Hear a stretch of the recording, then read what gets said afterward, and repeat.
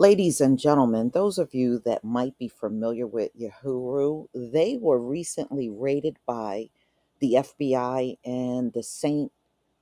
Petersburg Police Department down there in Florida recently. I have a news clip that I want you to listen to.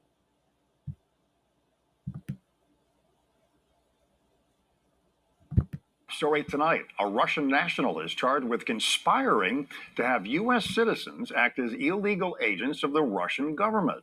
A federal indictment unsealed in Tampa today details dozens of accusations against Alexander Ionov. He's accused of interfering in St. Petersburg elections through an unnamed political group. Now, while authorities haven't identified that group, St. Petersburg police assisted the FBI in executing 3 search warrants connected to this case today, including at the Uhuru house in St. Pete. Spectrum Bay News 9, Sarah Blazonis joins us now in the studio. You've been following the story. What's the latest here? Well, Rick, authorities said during today's news conference that spreading disinformation in the U.S. and its allies is a tactic used by the Russian government. The goal? To reduce trust in democratic processes and expand its own influence.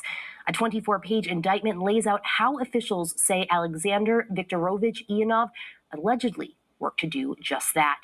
Authorities say Ionov is a Russian national living in Moscow.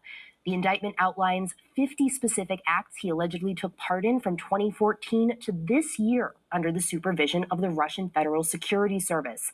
That includes recruiting a St. Petersburg political group as part of an influence campaign meant to promote Russian interests here in the U.S. It also says that in 2017 and 2019, he supported the political campaigns of 2 people running for office in the city. The facts and circumstances surrounding this indictment are some of the most egregious and blatant violations we've seen by the Russian government in order to destabilize and undermine trust in American democracy. Now, again, while the group involved in the political group here in St. Pete that the authorities say is involved in this was unnamed, our crews found a heavy law enforcement presence outside the Uhuru house today, and that group also held a news conference following law enforcement's. They are characterizing this as some kind of investigation into our affiliation with Russian foreign governments and things like that.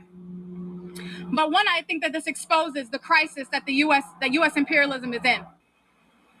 The FBI is leading the ongoing investigation, and we'll have more details on this coming up later tonight. In the studio, Sarah Blazonis, Spectrum Bay News 9. All right, thank you, Sarah. And if convicted, Ionov faces up to 5 years in prison. Ladies and gentlemen, now, after the raid, Uhuru did respond in a statement on Fox News. So I'm going to go ahead and play this statement for you.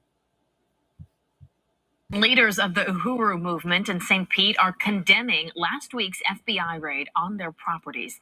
They actually sent us this video of those raids at a number of locations in St. Pete and in St. Louis. They were connected to an ongoing federal investigation related to alleged political collusion with Russia. Fox 13's Josh Cassio explains what's next. Akile Anai is showing off damage she says was caused by FBI agents when they raided the Uhuru house in St. Pete Friday morning. Agents seized computers, phones, financial records, and other materials.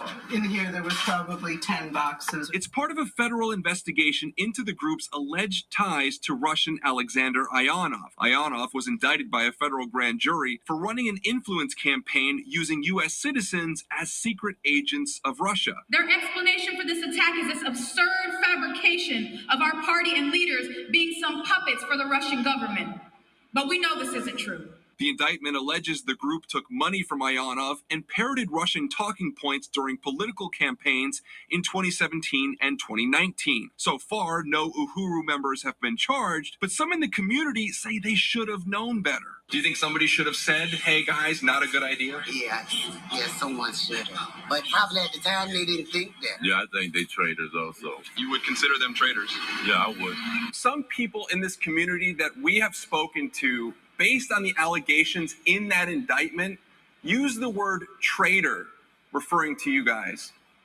How do you feel about that? Are you a traitor to this country? Our position is clear that the U.S. government was not founded in the interests of Black people. And so therefore it would be absurd for us as Black people to unite with that government. They are interested in creating division. Nicole Ford is a political science professor at the University of Tampa and an expert on Russia. She says their interest with the Uhurus likely had nothing to do with the group's actual goals. Russia has a history of using Black Americans throughout history, for this type of propaganda without actually forwarding any of their agendas. Back inside the Uhuru house, right here in St. Pete, there has never been a need for Russians to intervene in local elections. So why would you allegedly take thousands of dollars from a Russian if they weren't needed here? I will not be speaking to what's in the indictment itself because it is absurd. It is an absurd lie, it's a fabrication, and you don't need a right or wrong answer to be able to I would like a yes or in no. the media. A yes or no if you took money. You've already reported what you wanted to report. The investigation and questions are ongoing. In St. Pete, Josh Cassio,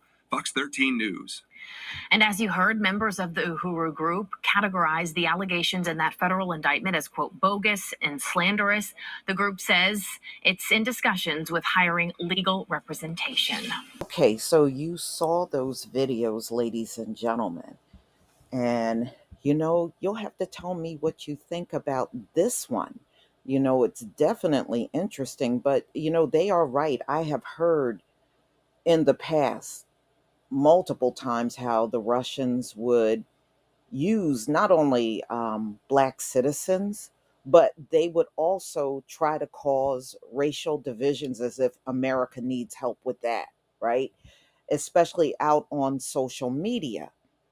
As far as the group Uhuru, I heard about them. In fact, probably about 5 years ago, I watched a couple of their videos. I can't say that I've always followed them.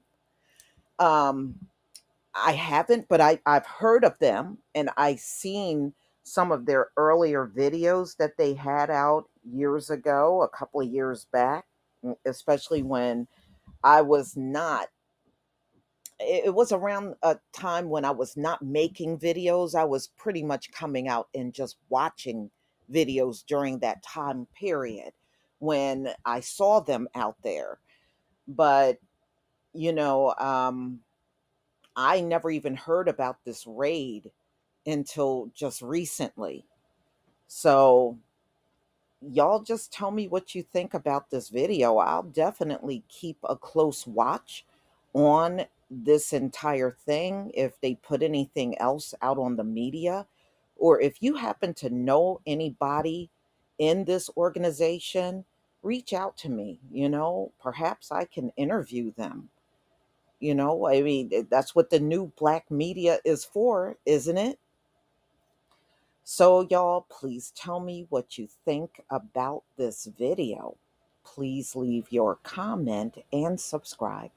Don't forget to hit on the notification bell, and I'll see you on the next video. Peace, family.